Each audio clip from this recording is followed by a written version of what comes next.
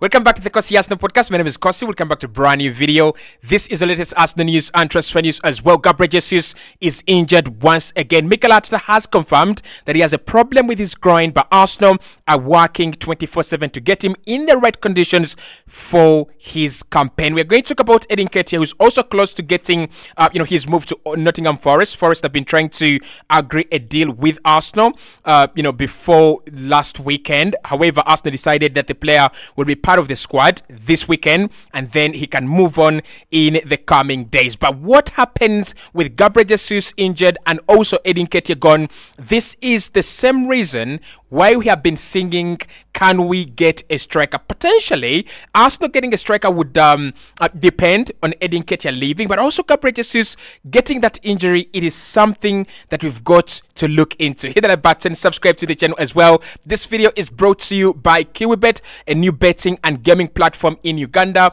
They have brought you the best odds. They've brought you, a few bonuses, actually very many bonuses. The turbo slots. They've brought you, boosted odds for the Premier League. If you bet on Premier League games this campaign, you're going to get much bigger odds than any other bookmaker and matchmaker in this country. So head over to KiwiBet, register with them, and you're going to get free points, 1,000 points that you can use to bet and turn them into real money.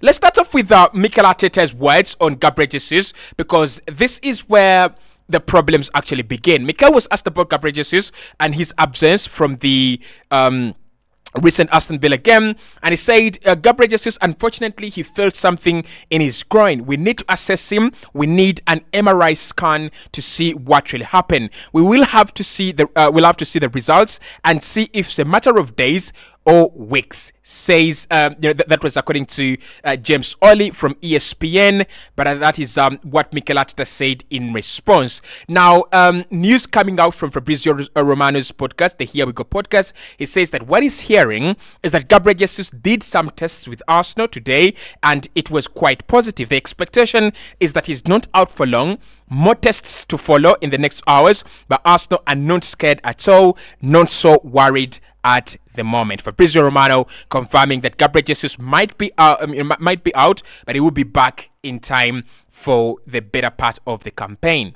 Now, what I want to say first and foremost with Gyokerez Jesus is this is a risk that we know we are taking, but at some point in time, it's going to come back to bite us in the in the back. There are two things that Arsenal know, and every single season we keep on repeating the same mistake. Number one is you cannot trust Thomas Partey's fitness, regardless of how handsome that guy is, regardless of how powerful he is, regardless of how fit he looks.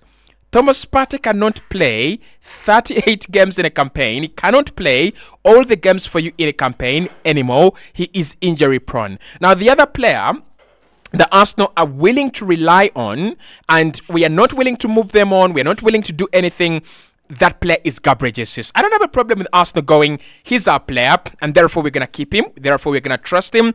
But if you're looking at him as one of the primary players in that squad, that's a problem. Mikel Arteta has been talking about the depth of his squad and said we don't have 23 players. Usually you need that kind of depth. Therefore, we might do something in the market.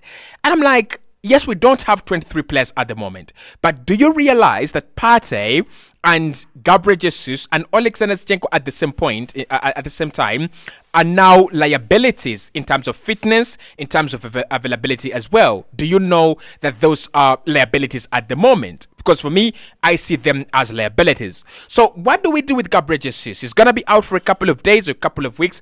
I think it's going to be a couple of weeks. I've not seen a groin injury that comes back much better in a couple of days. So I think it's going to be a couple of weeks.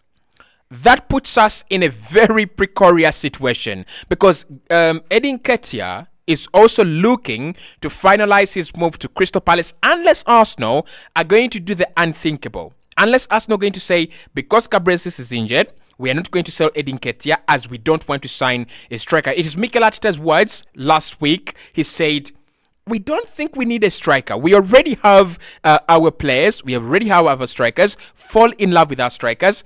We trust them. I don't have a problem with Nketiah trusting his players. I don't have a problem with the manager banking on his players. My problem actually is, can you trust them?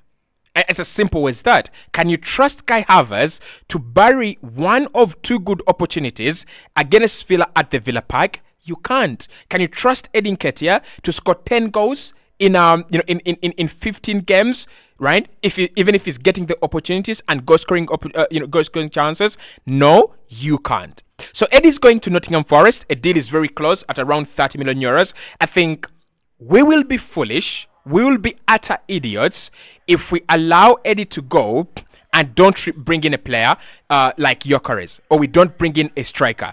I don't think Kai Havertz merits being up top. He does not, right? So for me, this changes the dimension of our transfer window, and this should change the plan. If Arsenal was saying we are not going for a striker, this is an eye-opener to a problem that we knew we have had for the last 2 years, by the way. But it's a reminder. It's an eye-opener that Erling Haaland is going to score 30 goals for Man City this season, and they will win silverware courtesy of that. Kai Havertz is going to score for you 16 goals this campaign, and you will lose silverware courtesy of that. Gabriel Jesus is not going to be a reliable option on the wings or even on the bench. That much we know. And Eddie Nketiah is rightly so leaving Arsenal. So for me, a striker is inevitable. I think Benjamin Sesko was always going to play. I made a massive mistake 2 months ago.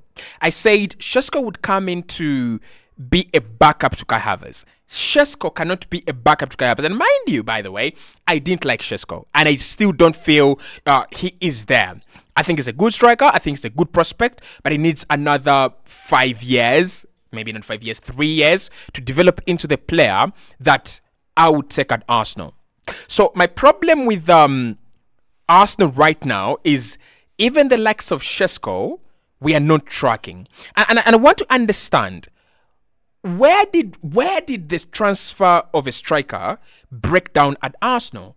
The first priority for our window was a striker. We tried to sign Benjamin Sesko for 60 million euros. And I remember telling myself and telling everyone on the channel that Arsenal are 100% going to sign a striker. Look, we have missed out on Sesko, but we have other players. And Fabrizio said they were looking at Gyokerez, they were looking at Ferguson, they were looking at Solanke, who I didn't like ultimately. They were looking at Tony, who I like, but I have doubts. They were looking at Osimhen, who has attitude problems. And they were also looking at other players as well. So it was very clear that we wanted to sign a striker. And signing a striker would solve all these problems. Eddie Nketiah going, you don't care if you have a player coming in like Gyokerez. Gabriel Jesus is injured. You really don't care. You really don't mind if you have a Gyokerez coming in. As I speak right now, Viktor Gyokerez has already scored 6 goals in less than 4 games for Sporting CP, and he's already assisted 3 times. 9 goal contributions in 3 games. How are we not looking at this? How are we so blind to the fact that this guy is a goal machine, creating goals and scoring goals? How are we blind to that? And for me this summer, why I am so confused is we have not even spent our money. We have not really spent money. We have just gone, can we sell 1 or 2 players? Yeah, we can. And then we have used that money to reinvest in the squad. So what happened to Arsenal having a 50 million budget, 60 million, 100, 200 million budget set up, aside just for transfers? Where is our money? Smith Rowe is gone, Fabio Vieira is gone, and a couple of other players have gone. So that means our wage bill is lighter now, but that also means that we have made some money. Even Eddie Nketiah is going, so that means we have made some money. Where is that money? Where is the rest of the money? Why haven't we seen Arsenal really active? Even if it's just 75 million, I don't think that would put us in, court for PSR and FFP. Why haven't we seen this, right? Because I think a striker is more than important, more than needed, and very, very crucial. Now we have a problem, and this is a big problem. It is 7 days to the end of the transfer window, and every team you're talking to right now that has a striker, Jimenez at Feyenoord, Gyokerez at Sporting, and a couple of, I like Soloth, but I don't think we will get Alexander Soloth, but I do like Soloth as well. The problem now is that all the clubs have started and begun their new season. So that means that you are either going to pay premium plus. I'm one of the people who don't pay premium plus. I don't even pay my DSTV premium plus. I don't. So we have to pay premium plus, or we have to walk away without a striker. For me, the second option, walking away without a striker, is not an option. If Arsenal have to do anything in their power to get a striker, do it. Spend 100 million, spend 200 million. It was our foolishness in the first place not to sign a striker in June, not to sign a striker in July, and not to sign a striker in the first 3 weeks of August. Clubs will know that we are desperate. Clubs will understand that we really need to get our hands on a striker, but it's nothing to do. You can't walk out of this window without a new attacker. It's unheard of. It is the worst mistake we'll have created in this window. So what are some of the available options that we can look at? Duncan Ferguson. And I think with Duncan Ferguson, his development at Brighton is 100% going to be affected, and it might retard, courtesy of Jorginho Ruta coming in this summer. But also, I think João Pedro is such a talent. I've seen, Hasler, the new manager, has already started believing in him. It's the same thing with the manager who signed him, Roberto Di Zerbi. I think João Pedro is such a talent. He's not a typical number 9, and that's why they've brought in Ruta. So Duncan Ferguson is going to be the casualty in this scenario. So I'm thinking, why are Arsenal not thinking, let's go Duncan Ferguson? I think, listen, he would be expensive, 65 to 70 million. Justifiable? No, right? No. I think for me, Ferguson right now is a 50 million pound signing, and that would be because Arsenal are desperate and strikers are rare. But that is number one we could look at. That is one player we could look at. Young, he comes in to complement Kai Havertz. He doesn't come in to start every single game. And he's just 21, 22. So in the next 3 years, when he's 25, he can take his number 9 shot and be the real main guy at Arsenal. And I think with Ferguson, again, one of the things I like about him is you can sign him for the here and now. He's so good as a number 9, and then you can sign him as one for the future. Number 2, Ivan Toney. Now, this one is difficult. Why I think Ivan Toney is difficult is Saudi Arabia. I am so tired. I am so sick of Saudi Arabia just coming and sweeping the market as if they own it. Of course, they don't have spending. They don't have spending rules and regulations, so no one is actually blaming them.